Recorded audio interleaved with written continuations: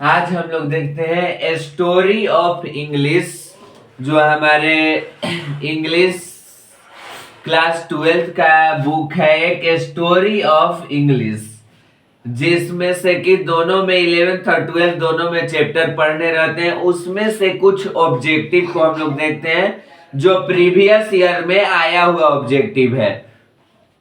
Previous year की आई हुई objective कुछ किस बुक से, तो स्टोरी ऑफ इंग्लिश की बुक से, जो प्रीवियस ईयर में आया हुआ कुछ क्वेश्चन है, उस क्वेश्चन को हम लोग डील करते हैं और बाकी जो बचा अगले वीडियो में करेंगे।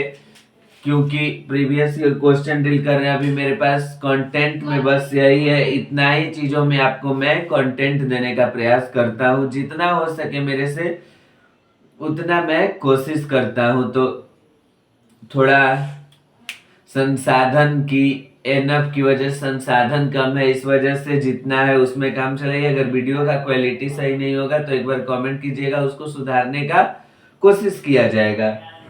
तो आगे हम लोग आइए देखते हैं कि क्या है, क्या क्या पूछा है, किस तरह का पूछा है, और पूछा है तो उसको अगले वीडियो में क्लियर किया जाएगा।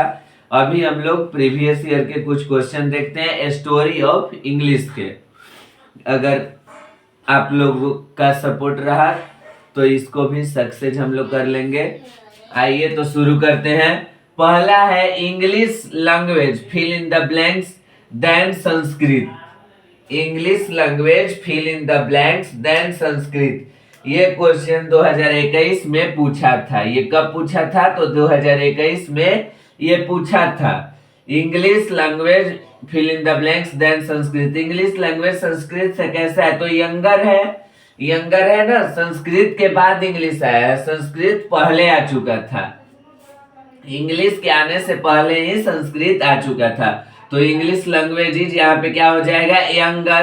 Younger than Sanskrit. दूसरा क्वेश्चन है the writing system of old English use alphabet. The writing system of old English use alphabet, यानी ओल्ड इंग्लिश के राइटिंग सिस्टम में किस तरह का अल्फाबेट यूज करते थे? तो किस तरह का अल्फाबेट यूज करते थे? र्यूनिक अल्फाबेट। किस तरह का अल्फाबेट यूज करते थे? तो र्यूनिक अल्फाबेट। और ये आपका पूछा है 2019 में भी और 2020 में भी, 2 साल लगातार ये क्वेश्चन पूछा है। उसके बाद तीसरा क्वेश्चन है a major linguistic change in English. A major, एक बहुत बड़ा बदलाव, इंग्लिश के इतिहास में एक बहुत बड़ा बदलाव आया था। जो क्या था? तो इंग्लिश के इतिहास में एक बहुत बड़ा बदलाव आया था। वो कौन सा बदलाव आया था? तो ग्रेट वॉवेल शिफ्ट, वॉवेल को बदला गया था, वही आया था ग्रेट वॉवेल शिफ्ट। और ये कब आया था? तो मिडिल इंग्लिश के पीरियड में ये आया था। जब क्या था? मिडिल इंग्लिश था, मिडिल इंग्लिश, तब ये आया था। और ये क्वेश्चन भी आपका पूछा है 2022 के एग्जाम में पूछा है। और कब पूछा है? तो ये पूछा है 2021 के एग्जाम में। अगला क्वेश्चन भी वही आ गया, चौथा नंबर की the great vowel shift took place during. Great vowel shift कब आया? तो मिडिल इंग्लिश के समय में आया था।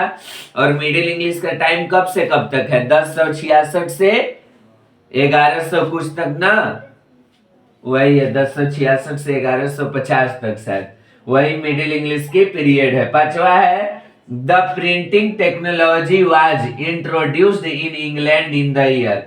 प्रिंटिंग टेक्नोलॉजी कब इंग्लैंड के लोग प्रिंटिंग टेक्नोलॉजी के बारे में कब जाने थे? इंग्लैंड के लोगों में प्रिंटिंग टेक्नोलॉजी का प्रचलन कब आया? तो कब आया प्रिंटिंग टेक्नोलॉजी? 1476 में, 1426 ईस्वी में आया था इंग्लैंड में क्या? Printing technology. उसके बाद आता है अगला question, new variety of English that we have emerge in different parts of the world is called. New variety of English कब आया था? तो न्यू इंग्लिश के दौरान ही ना न्यू वेराइटी आई थी, नई वेराइटी आई थी, नई वेराइटी के वर्ड उसमें यूज किए गए थे। तो कब आए थे? न्यू इंग्लिश के समय। न्यू इंग्लिश के समय क्या आया था? तो न्यू इंग्लिश के समय हमारा आया था, क्या आया था न्यू इंग्लिश के समय? न्यू वेराइटीज के कुछ वर्ड आए थे। अगला क्वेश्चन 7 नंबर है, इंग्लिश इज ए। तो English is a fill in the blanks. तो इंग्लिश इज ए और ऑप्शन इसमें क्या क्या था, English is a fill in the blanks. English क्या है, तो window of the world, window to the world, ये भी आया हुआ प्रीवियस ईयर का ही क्वेश्चन। हम लोग जितना सोल्व कर रहे हैं, जितना बना रहे हैं, वो कब का है, प्रीवियस ईयर क्वेश्चन है। इस बात को ध्यान में रखिएगा, window to the world. English को क्या मानते हैं हम लोग, विंडो टू द वर्ल्ड। अगर हिंदी जानते हैं तो हो सकता है कि कुछ देशों में हम सरवाइव नहीं कर पाए, लेकिन इंग्लिश जानते हैं तो काफी हर देश के लोग लगभग इंग्लिश को जानते हैं। तो अगर दूसरे देश में हम लोग जाते हैं और लोग इंग्लिश में बात करते हैं, तो अगर हम लोग इंग्लिश जाने रहते हैं तो थोड़ा बहुत वहां की लैंग्वेज को हम लोग कैच कर लेते हैं। हम लोग धीरे धीरे उनके साथ घुल मिल जाते हैं, इसलिए इसको विंडो टू द वर्ल्ड बोला जाता है, यानी कि दुनिया का एक जंगला। अगला क्वेश्चन है, who wrote the scholars Gypsy. Scholar Gypsy जो बुक है वो किसने लिखा था, स्कॉलर जिप्सी किसने लिखा था, तो मैथ्यू आर्नोल्ड। मैथ्यू आर्नोल्ड जो है वही लिखे थे स्कॉलर जिप्सी। ठंडा बहुत है। 9 नंबर क्वेश्चन है, ओल सोनिका इज पोएट। ओल सोनिका कैसी पोएट थी, तो ये कैसी पोएट थी, निगेरियन पोएट थे। ये कैसे पोएट थे, निगेरियन। अगला 10 नंबर क्वेश्चन है, Savitri is written by. Savitri किसके द्वारा लिखा गया, तो सावित्री किसके लिए द्वारा लिखा गया था, अरबिंदो घोष द्वारा। सावित्री जो है वो लिखा गया था हमारा अरबिंदो घोष द्वारा। 11 नंबर है, father of romantic poetry. Father of romantic poetry, romantic poetry का फादर किसे माना जाता है, तो फटाफट एक बार कमेंट में बता दीजिएगा, रोमांटिक पोएट्री का फादर किसको माना जाता है। रोमांटिक पोएट्री का फादर मानते हैं हम लोग विलियम वर्ड्सवर्थ को। विलियम वर्ड्सवर्थ जो है वो रोमांटिक रिवाइवल के क्या है, रोमांटिक रिवाइवल के ये फादर है। कौन, तो विलियम वर्ड्सवर्थ। ये हमारा पूछा था क्वेश्चन कब, तो 2022 में भी इस क्वेश्चन को पूछा है।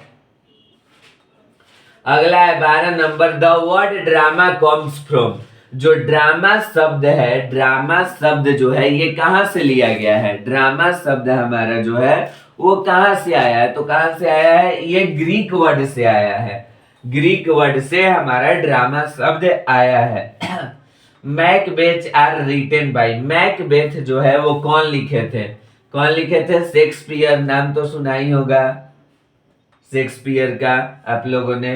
अगला क्वेश्चन है, who wrote Huckleberry Finn. Huckleberry Finn कौन लिखे थे, who wrote Huckleberry Finn. Huckleberry Finn कौन लिखे थे, तो रिचार्डसन। रिचार्डसन जो है वो क्या लिखे थे, हकलबेरी फिन। 15 नंबर है,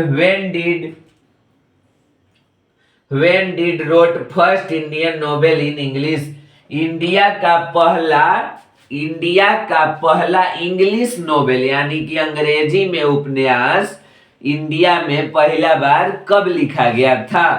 इंग्लिश में उपन्यास पहला बार इंडिया में कब लिखा गया था, तो इंडिया में पहला बार इंग्लिश में उपन्यास लिखल गई रहे 1864 में, यानी कि 1864 में इंडिया में पहला बार क्या लिखल गई रहे, तो इंडिया में पहला बार 1864 में लिखल गई रहे नोबेल। नोबेल इंडिया में पहला बार अगर इंग्लिश में लिखल गई रहे तो 1864 में। अकेले लिख ले रहे बंकिम चंद्रा। बंकिम चंद्रा उनका नाम था, और उस नोबेल का क्या नाम था, तो वो नोबेल जो था वो लिखा गया था किसके नाम पे वो नोबेल लिखा गया था, Rajmohan wife. Rajmohan wife Nobel था और वो लिखा गया था 1864 में, और बंकिम चंद्र द्वारा लिखा गया था। ये था हमारा इंग्लिश पोएट्री का। और भी बहुत सारे क्वेश्चन पूछे हैं, बोर्ड छोटा होने के वजह से आगे ही हम बताए कि छोटा होने के वजह से इतना ही क्वेश्चन को हम लोग बोर्ड छोटा होने के वजह से इतना ही क्वेश्चन को हम लोग डील कर पाए। अगले वीडियो में और आगे क्वेश्चन को डील करने की कोशिश करेंगे। जितना मेरे पास है उतना में हम आप लोगों को एक बेहतर रिजल्ट देने की कोशिश करते हैं। तो आप लोग भी एक बार सपोर्ट कीजिए और अपने दोस्तों तक इसको पहुंचाइए ताकि आपके दोस्त को भी इस वीडियो से सहायता हो सके और मुझे भी थोड़ा हो सके। तो अगर आप समाज से हटकर किसी दूसरे रास्ते पे जाना चाहोगे ना, अगर चाहोगे कि समाज जो कर रहा है उससे थोड़ा अलग हटके हम करें, समाज जो कर रहे हैं वो कर ना करके हम थोड़ा अलग हटके करें, तो वैसी चीजों में बहुत सारे ताने, बहुत सारे ठोकरें सहनी पड़ती हैं और बहुत सारी लोगों की अननेसेसरी टॉकिंग को सुनना पड़ता है और वो सारे चीज को गांधी जी के बंदर की तरह कान मूंद के वहां से निकलना पड़ता है। इतनी सारी चीजें झेलने के बाद अगर कोई स्टूडेंट अपने आप में वो कॉन्फिडेंस रखता है तभी यहाँ तक खड़ा हो पाता है किसी को समझाने के लिए।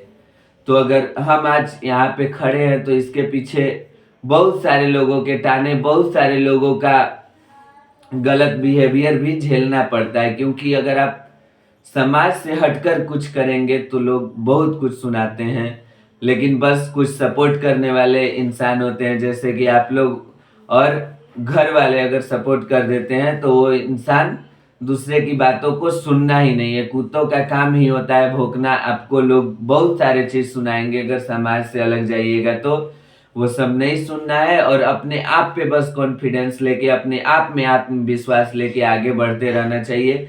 कहीं गलत हो तो उसको सुधारने वाले भी बहुत लोग मिलेंगे। अगर 100 लोग गलत को और बढ़ावा दे रहे हैं तो उसको सुधारने के लिए भी 2 लोग कहीं ना कहीं अभी भी इंसानियत जिंदा है। तो थैंक यू, आगे की क्लास में फिर मिलते हैं। Best of luck.